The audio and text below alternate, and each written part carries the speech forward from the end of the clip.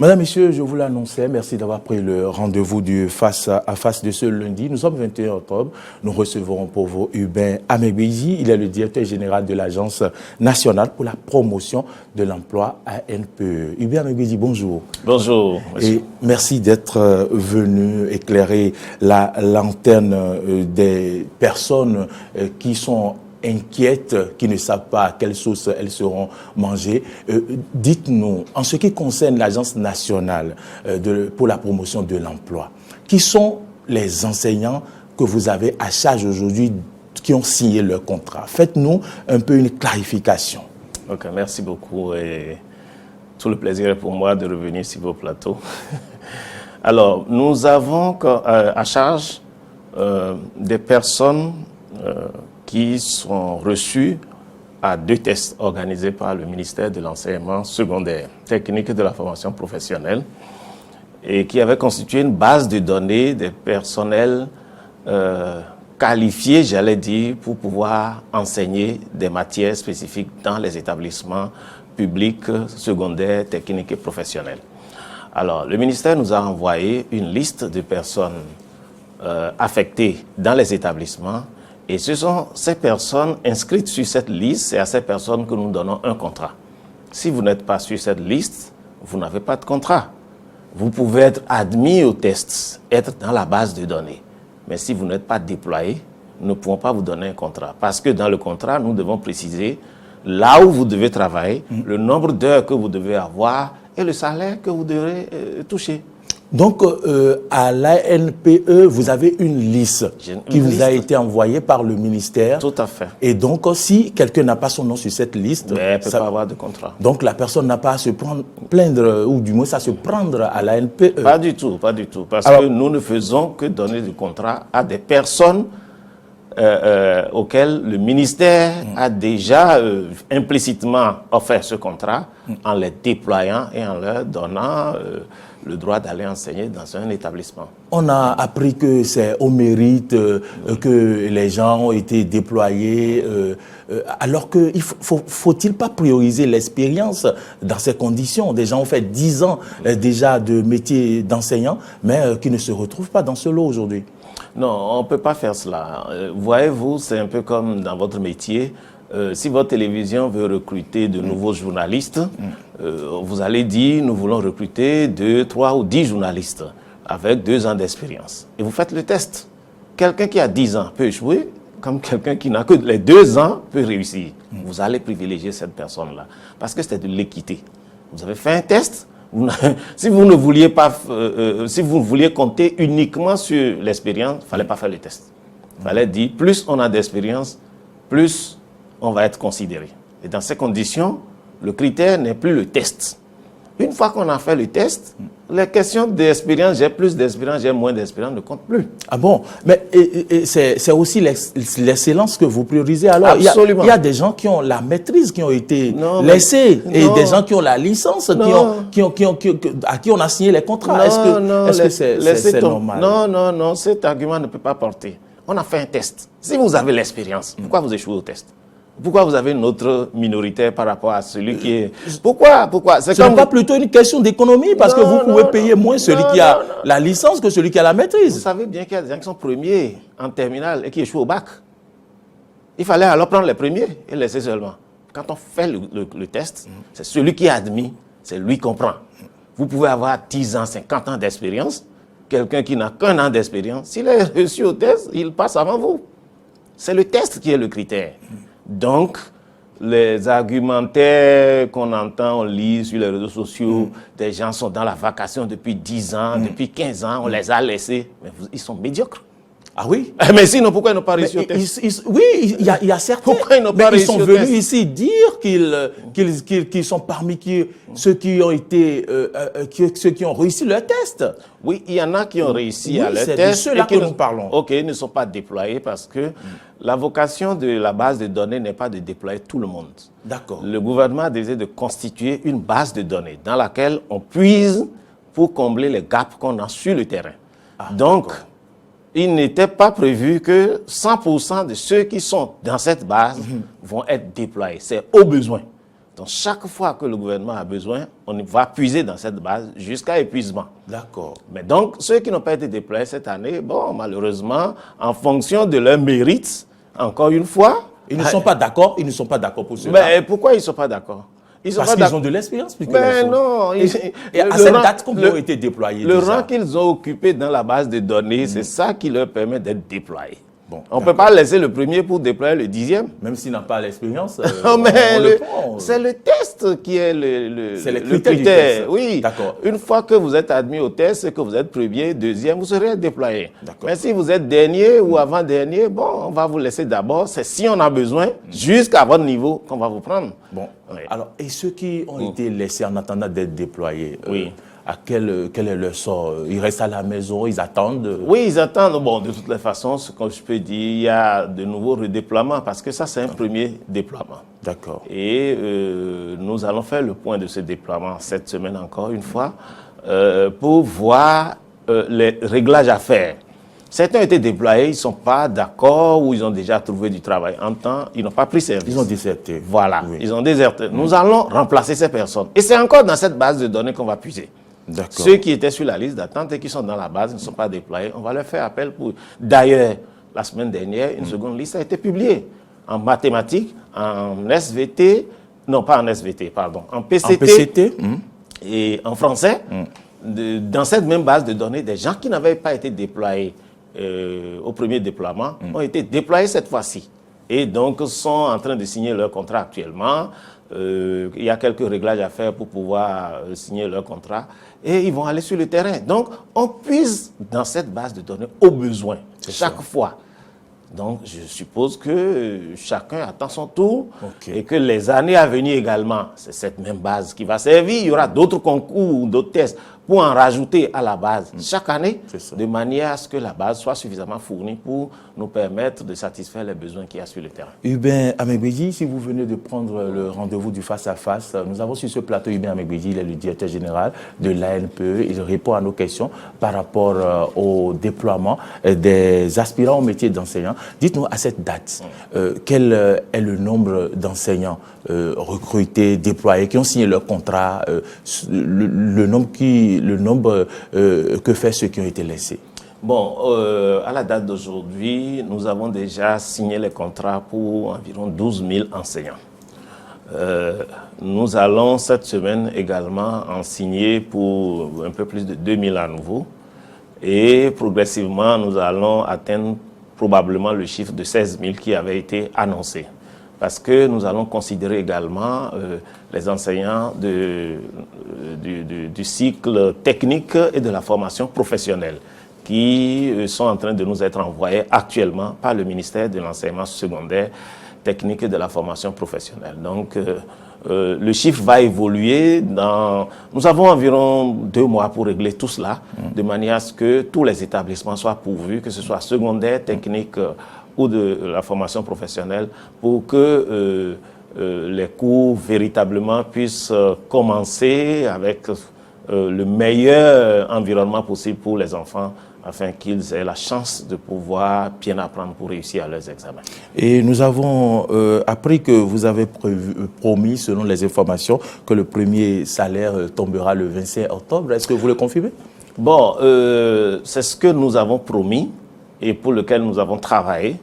Mais cela ne dépend pas uniquement de nous. Cela dépend en premier des aspirants eux-mêmes.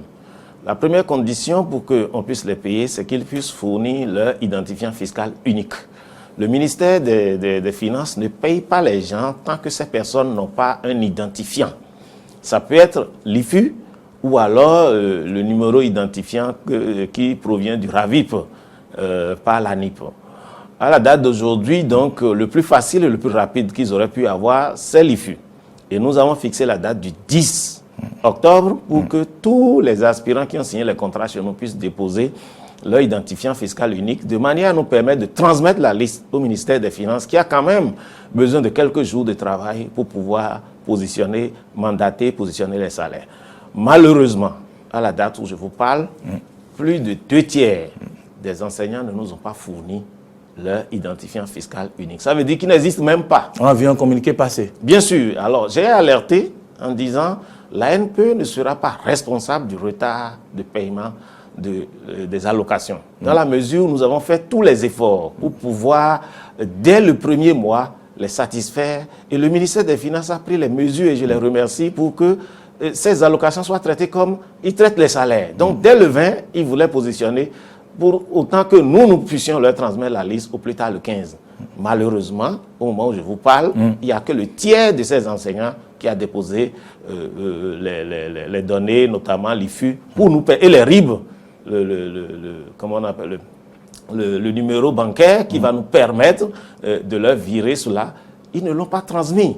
Et donc, je peux vous dire ici, sur votre plateau, que malheureusement, cette promesse que j'avais faite, nous avons tenu notre promesse en mettant tout en œuvre pour les satisfaire, mais à l'impossible, nul n'est tenu. Nous ne pourrons pas le tenir parce qu'on n'a pas les données qu'il faut pour transférer les fonds. Est-ce qu'on peut dire alors que ceux qui sont déjà prêts, ceux qui ont leur dossier prêt, peuvent attendre leur salaire le 25 ou bien on doit forcément attendre les autres? Vous voyez, le ministère des Finances n'acceptera pas que chaque... C'est une question qui les préoccupe. Absolument. Je vous pose des questions qui m'ont été envoyées. Vous avez bien totalement raison, mais écoutez, sur 12 000, si nous n'avons que 3 000 qui ont déposé c'est trop faible pour nous. C'est comme si nous allons déranger les gens du ministère en leur envoyant tous les jours des listes. Alors, nous allons attendre un peu quand même pour atteindre ne serait-ce que 50%, de manière à transférer en 2 vagues. Si nous atteignons environ 6 000, nous allons transférer cette liste. Mais je peux d'ores et déjà vous dire déjà que la date du 25 ne peut pas être tenue. Nous sommes aujourd'hui le 21. Nous sommes encore à 3 000. Je ne sais pas jusqu'à quand nous allons atteindre les 6 000 pour pouvoir transférer une première liste. Et quand est-ce que nous aurons les 6 000 autres pour pouvoir couvrir les 100%. Malheureusement, ce ne sera pas ni la faute du ministère des Finances, ni notre faute. Nous continuons, et je profite de votre plateau pour les appeler à faire un gros effort pour nous transmettre les identifiants fiscaux, leur identifiant fiscal unique, ainsi que le RIB, le numéro de compte, qui va nous permettre de leur transférer les allocations. Je voudrais vous poser une question, peut-être je ne sais pas si vous avez la réponse à cette question. Est-ce que c'est chaque année qu'on organisera les tests pour recruter des aspirants au métier d'enseignant? Oui, ça je peux vous répondre. C'est chaque année que la base de données sera pourvue. Parce que les besoins, c'est-à-dire que c'est une sorte de préqualification en matière de connaissances. Vous parliez de tests tout à l'heure et d'expérience. Oui. Ce que le ministère fait, c'est de faire un test pour savoir si d'abord vous avez les connaissances pour enseigner. D'accord. Oui. Vous avez les connaissances. On ne tient pas compte encore de votre expérience. Et en plus, la plupart de ces personnes, l'expérience qu'elles ont acquise est sur le terrain. Elles ne l'ont pas acquise, comment dire... Sur le terrain, c'est dans les situations de classe. Absolument, mais quand même, il faut... La pédagogie s'apprend. Ça s'apprend. Voyez-vous, vous pouvez l'apprendre sur le terrain, mais en transmettant, on n'est pas sûr que vous transmettez de la bonne façon. Vous pouvez aussi partir avec des erreurs parce que personne ne vous a jamais parlé de cela. Donc, dans ce programme, le gouvernement a décidé de les former à la pédagogie pour enseigner. S'ils ont les connaissances à travers le test, reconnus par le test que, bon, ils ont le niveau, ils ont les connaissances, il reste maintenant la transmission qui est un métier. Et en cela, pendant toute l'année, il y aura des formations que le ministère va organiser à travers les animateurs pédagogiques, les encadreurs, les inspecteurs, pour les rendre un peu plus aptes à transmettre les connaissances qu'ils ont aux apprenants, de manière à ce que les choses se fassent. Puisque vous êtes revenu sur les tests, quand on parle de mérite, les aspirants n'ont pas composé dans les mêmes matières. Mais pourquoi parle-t-on de mérite? Non, chaque aspirant composé dans la matière qu'il enseigne. Qu'il enseigne. Oui. Donc ça veut dire que celui qui a composé en mathématiques peut avoir 15 et moi j'aurai 12. Et donc quand on va vouloir aligner dans la base des données, on va aligner les nôtres, n'est-ce pas? Mais bien sûr, parce que, voyez-vous, nous avons par exemple, pour vous donner quelques informations sur les statistiques, on a un trop-plein dans certaines matières, SVT, anglais. Mais on a des trous en mathématiques et en physique. Donc, vous pouvez comprendre qu'on sera amené, par exemple, à prendre quelqu'un qui a 10 en mathématiques pour aller enseigner, alors qu'en SVT, quelqu'un peut avoir 12, parce qu'ils sont très nombreux, et ils ne trouvent pas de place. Donc ce n'est qu'une affaire d'équité et d'équilibre. Aujourd'hui, nous avons un problème. Les matières scientifiques, il n'y a pas beaucoup de personnel qui enseigne ça. Et on a besoin d'une politique offensive pour pouvoir trouver du personnel dans les matières scientifiques, les mathématiques et les PCT. C'est un besoin crucial aujourd'hui. Or, dans les langues, dans les matières, comment dire, littéraires, on a le trop-plein. D'accord. On a le trop-plein. Et donc, dans ces conditions, quelqu'un peut avoir même 12, 13, 14 dans les matières littéraires, mais il y a d'autres qui ont 18, 19 et qui seront privilégiés. Par contre, quelqu'un peut avoir 10 en mathématiques et sera privilégié parce qu'il n'y a pas assez de personnel dans ces matières-là. Ils sont nombreux à suivre ce face-à-face. Hubert Megbeji, il faut dire à ceux-là, il faut les rassurer, il faut leur réexpliquer qu'ils comprennent que ce n'est pas tout le monde qui est déployé et que ce sera fait progressivement. Non, je voudrais leur dire que ce n'est pas tout le monde qui est déployé. Dans certaines matières, on a presque tout le monde est déployé. Tous ceux qui sont sur la liste, mathématiques, physique et tout. Mais dans d'autres matières comme les SVT, l'anglais, histoire, géographie, on a un trop-plein à ce niveau-là. Tout le monde n'est pas déployé et les gens qui sont déployés en fonction de la note qu'ils ont, que ces personnes ont eue au test. Et ça, ce n'est qu'équité. On ne peut pas faire autrement. Sinon, on va nous accuser de favoritisme et de tout, et de tout, et de tout. Donc, je voudrais leur dire, mais ces personnes qui ne sont pas déployées restent dans la base. Elles n'ont encore rien perdu. Je vous ai dit tout à l'heure. Elles n'ont pas de salaire. Oui, mais malheureusement, pour le moment, s'il y a des remplacements à faire, ces personnes vont avoir leur contrat, on va les appeler. On est en train de les appeler d'ailleurs. Et ensuite, l'année prochaine, il y aura encore d'autres qui vont entrer dans cette base-là. Il y aura encore de nouveaux tests. Et en ce moment-là, il y aura toujours une chance pour eux d'être déployés, parce qu'ils sont déjà considérés comme ayant les aptitudes pour enseigner. Bon, maintenant, si j'ai un conseil à donner à ces personnes-là, peut-être si elles ont la vocation d'enseigner, c'est de faire aussi un effort pour aller faire, parce que la plupart ont la licence, d'aller faire une formation pour avoir le diplôme d'enseignant, à savoir le BAPES ou le CAPES. Parlant du BAPES, certains ont le BAPES et le CAPES, mais ils ont été laissés. Ça n'a pas été la priorité, puisque vous parlez de mérite. Oui, je vous ai expliqué. Vous pouvez avoir tous les diplômes, vous pouvez avoir tout ce que vous voulez, mais si on classe à partir du mérite, c'est dommage. Donc, qu'ils mettent le temps à profit pour aller se faire former dans ces diplômes professionnels. Voilà, parce qu'on a privilégié d'abord ces diplômes-là, le BAPES, le CAPES, parce que c'était des diplômes d'enseignement.